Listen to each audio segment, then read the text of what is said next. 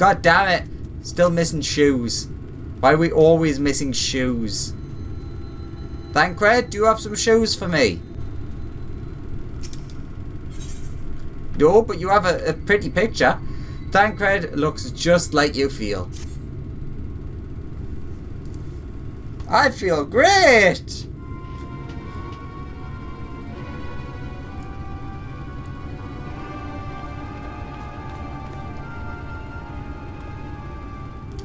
How goes it, Alex? So, a mix of menial tasks and pranks.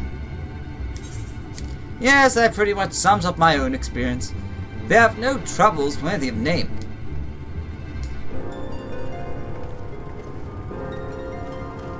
How long are we supposed to keep at this? They're clearly playing with us. Indeed.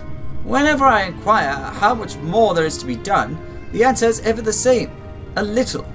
I doubt they have any intention of releasing us in the near future. It's very Moogle-like, isn't it? Orion G once told me a story about the pixies. They're born from the souls of those who died as children, or so it's to be believed.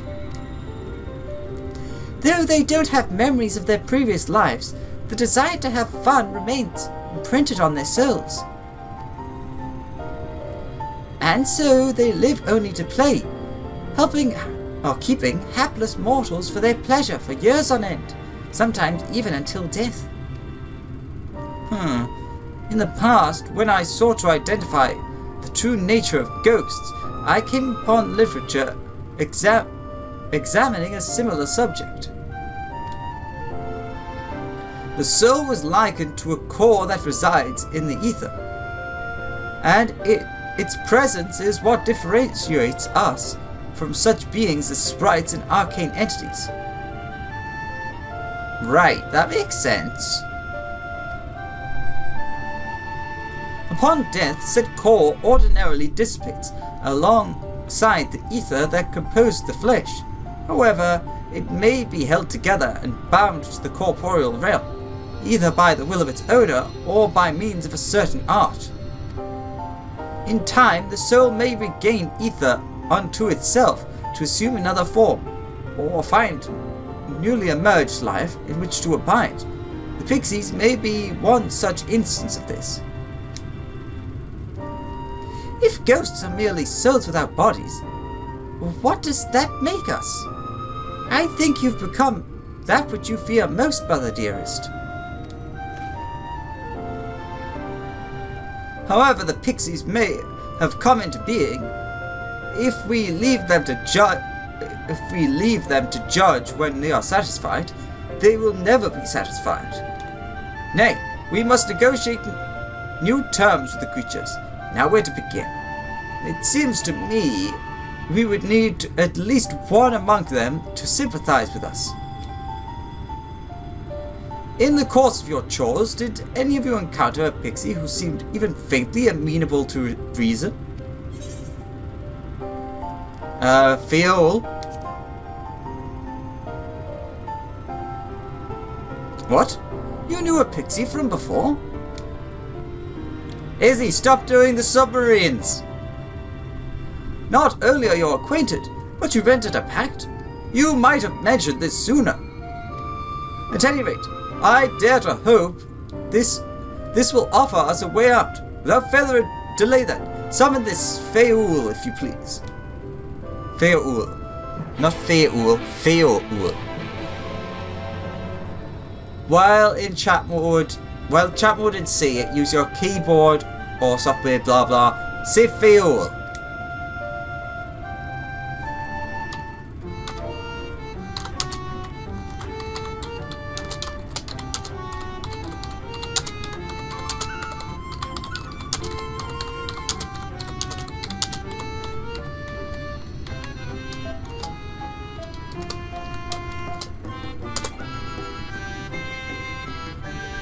That didn't work. I think I meant to have quotation marks around it.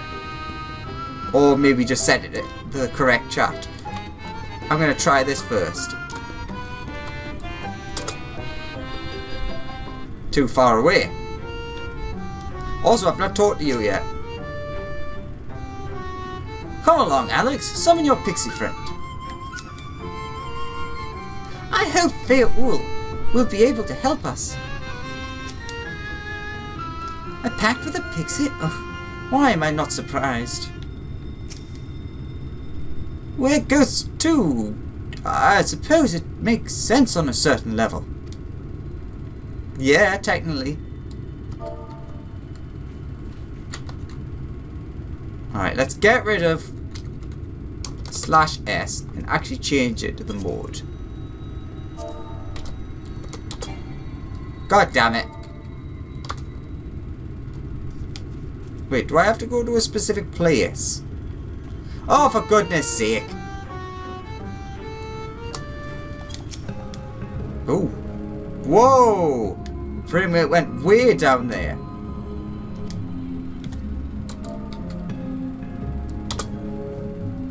Your voice rings out in your mind. A voice, not your voice, rings out in your mind. So my sapling has finally remembered about his lovely branch. But with such a half-hearted call, he may as well lock me off and cast me aside. Huh, I have no sapling.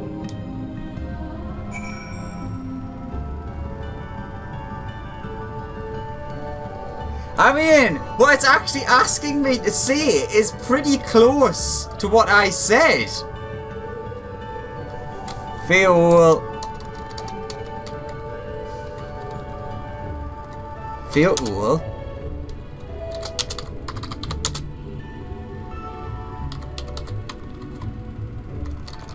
Feoul, I need you. No? Ah, it says please at the start. I fool.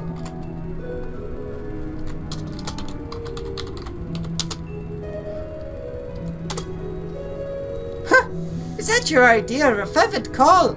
I saw the log could do it with more fire. Fire! For goodness sake.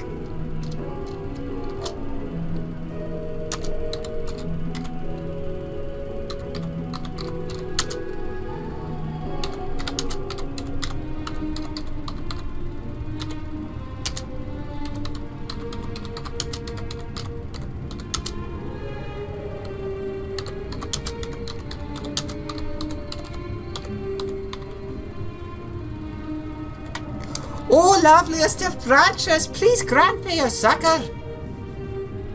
No? What have I spelled wrong?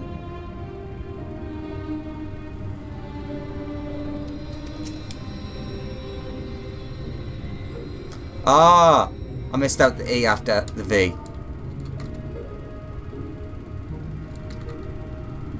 Oops, can't spell.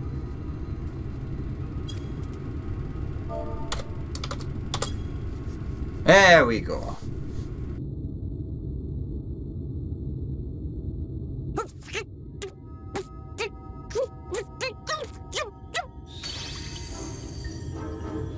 You're late! Late! I've been waiting for you to summon me ever since you came here. Waiting and waiting and waiting. Sorry. But my sapling didn't so much as utter my name. Such a heartless thing he is. Cold and cruel and heartless!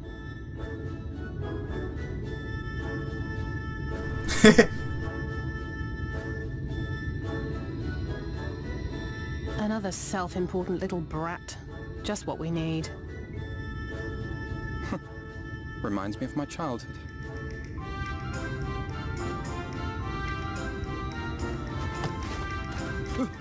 All right, I'm sorry. It was a joke. Honestly, just a joke. But just now you called for me so earnestly, so fervently. I couldn't possibly stay angry at you. Very well. As your lovely branch, I will lend you my strength.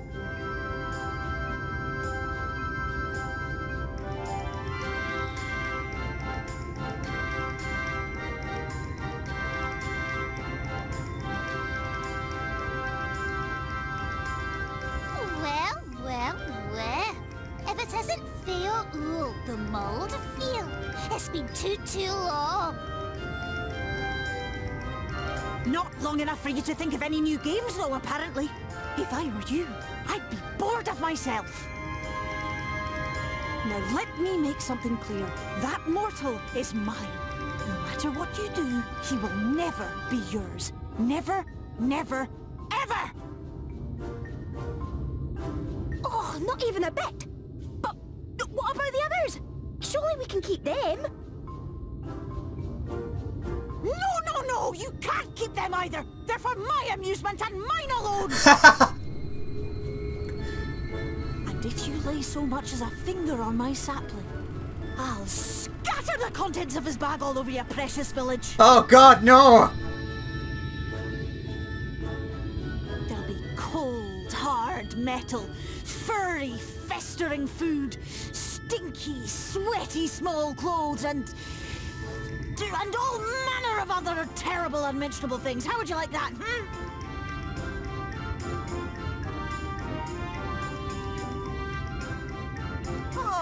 All right. But will you not at least let us play with the twins? Just while the others go and see Urianger? Aye, that's all we ask. And we promise we'll play nicely. It seems we won't be joining you. Aye! We'll reveal the hidden verdict to you at once.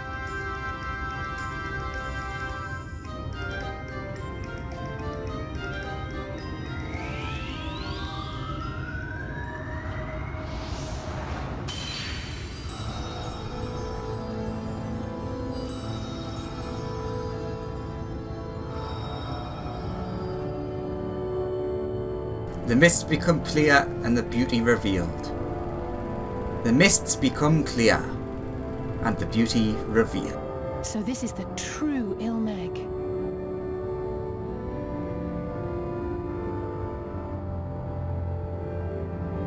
How are you feeling? Better. I think I remember the way now. Apologies for the delay. Shall we go and see Urianger?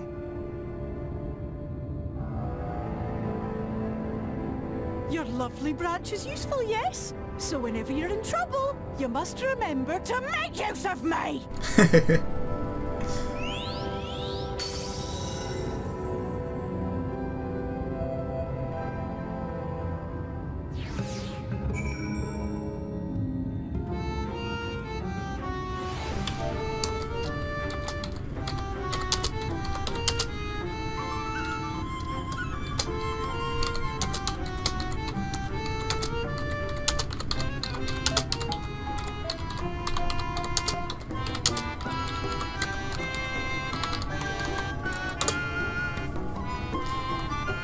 Alright.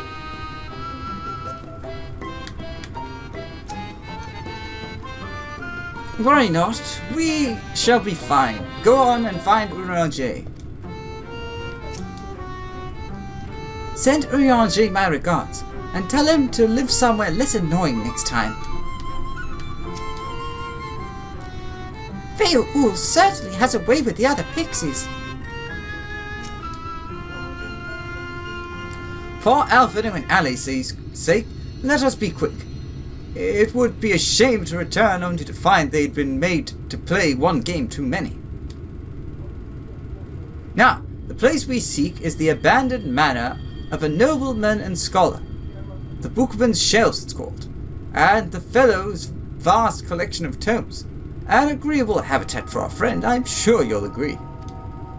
If we follow the path north, we should find the place. Come along.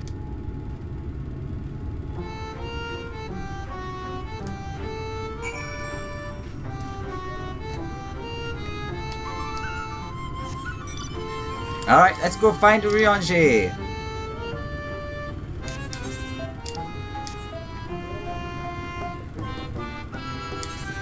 Judging by this, I'm thinking that might be our border. Although it looks like there is a way out down there, so we can swim across, I suppose.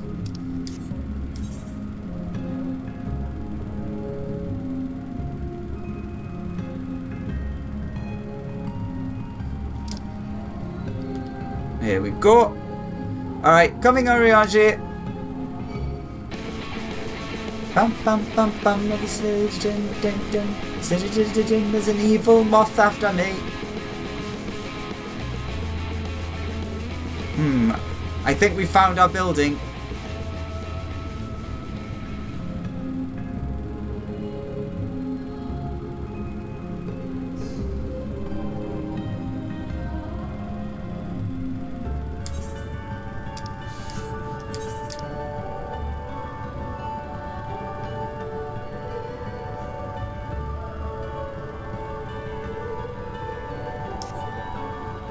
Ooh, let's not run into you.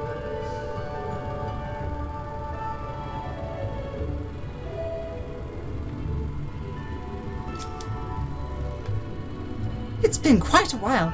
I hope Oriange is well. And here we are at long last. I give you Oriange's humble abode. Come, let's see if he's home.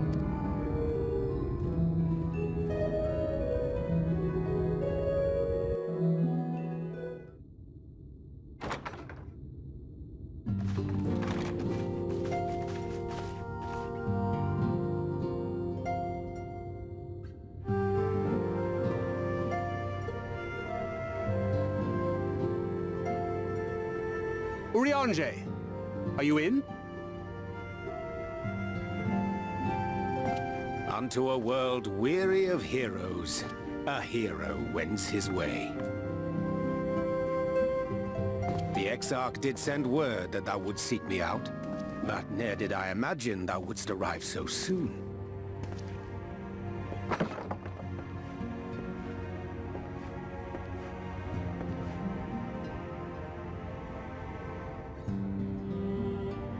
Full glad am I to see thee once more, my friend, and none the worse for thy travails.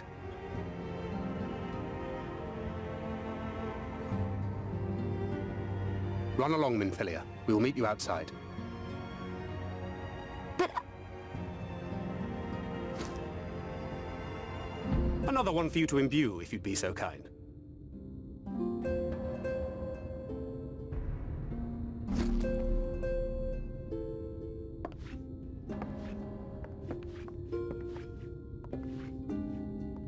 I take it thou hast met with our other comrades already?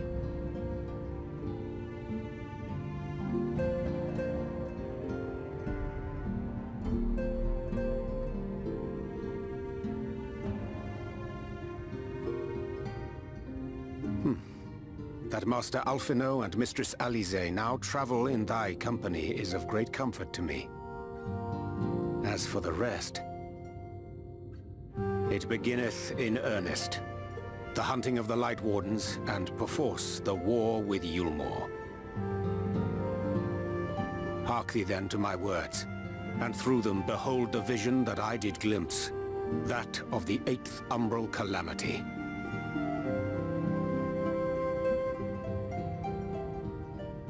As I drifted hither to the first, traversing the boundary twixt reality and potentiality, I did bear witness to events yet to come.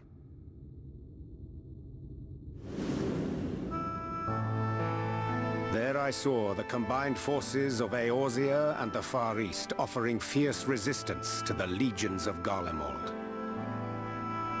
So fierce, in fact, that they did begin to push the enemy back. Ilm by painful Ilm at first, then Yalm by Yalm, and Malm by Malm in time. Yet the joy they felt was short-lived, for in so doing they did force the Empire's hand. Faced with defeat, the Garleans turned to a weapon most vile. Black Rose.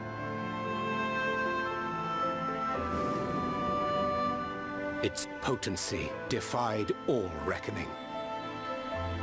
Once released, the gas took on a life of its own, wreaking untold carnage not only in Eorzea, but in the provinces of the Empire besides. From fighters upon the front lines to babes in their beds, none were spared. And as the casualties became too numerous to count, so did the fabric of civilization begin to unravel. Nor did the land itself escape unscathed. For spreading from the site of its release, Black Rose brought death to the very soil. To survive amidst the chaos and upheaval, men came to live by the sword, the rule of law giving way, inevitably, to the rule of might. Thus was the spark struck and the fire kindled, and swiftly did it spread as a blaze in a field of straw to engulf every corner of the world. Nations worthy of the name did then cease to exist. And those souls brave and true who might have risen to restore order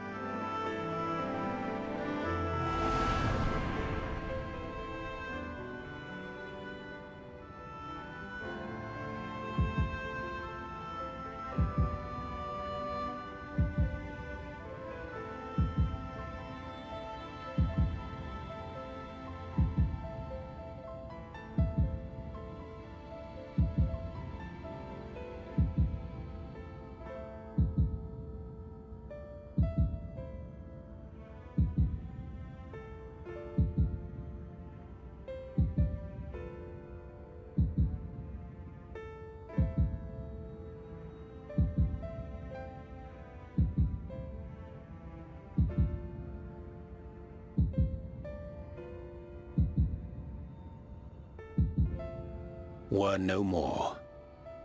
For the weapon spared not one, not even thee.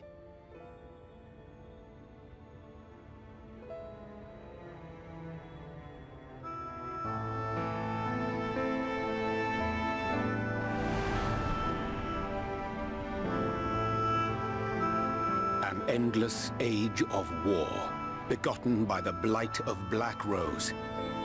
Such is the legacy of the 8th umbral calamity which I did behold.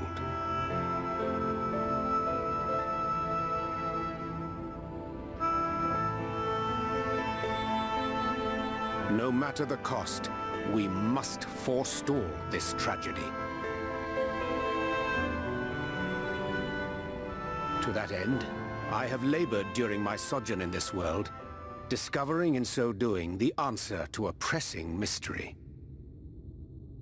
That of Black Rose's inexplicable potency. Come.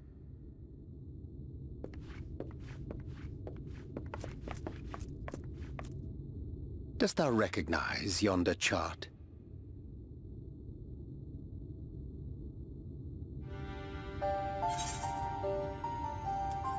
It's the chart of the elements, or a chart of the elements. Indeed. 'Tis a rendering of the elemental wheel, such as one might find in classrooms across the source. As the chart maketh plain, our world is composed of 6 elements, in addition to which there exist 2 poles in fundamental opposition. Astral, the active, umbral, the passive. As a reflection of the source, the first naturally compriseth the selfsame forces. Yet, curiously, there is a notable divergence in their nomenclature. To be specific, the denizens of this world employ not the terms astral and umbral.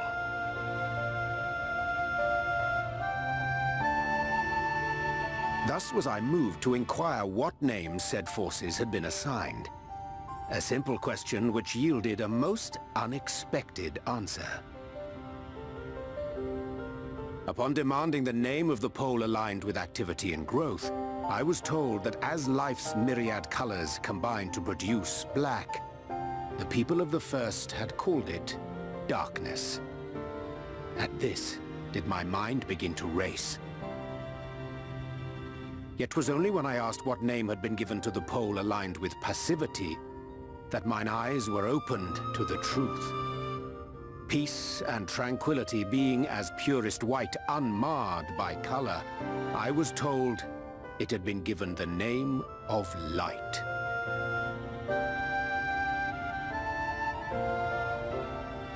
That's umbral light and astral darkness, yes? I'm no etherologist, but it strikes me that the nomenclature of the first is rooted in the generation of the two forces, while our own appears to focus on their effects. Which makes one wonder, have we had it backwards all this time?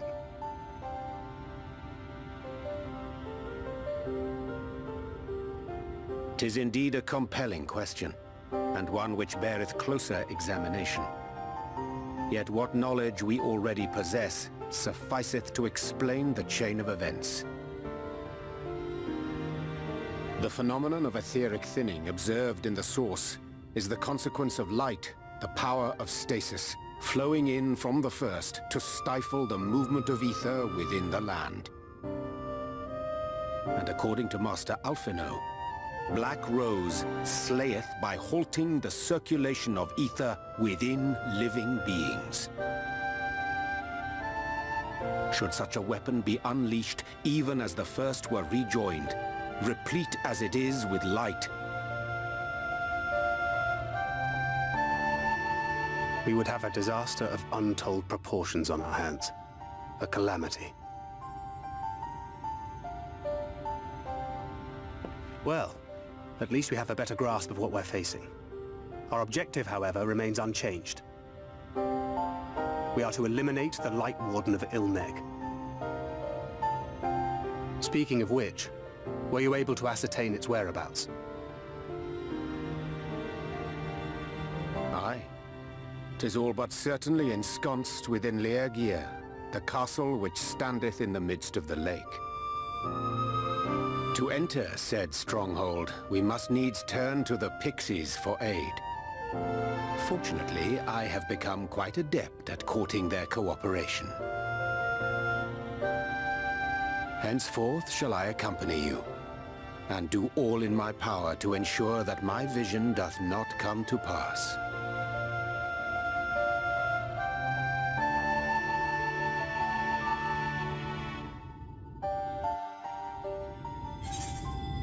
Unto the truth.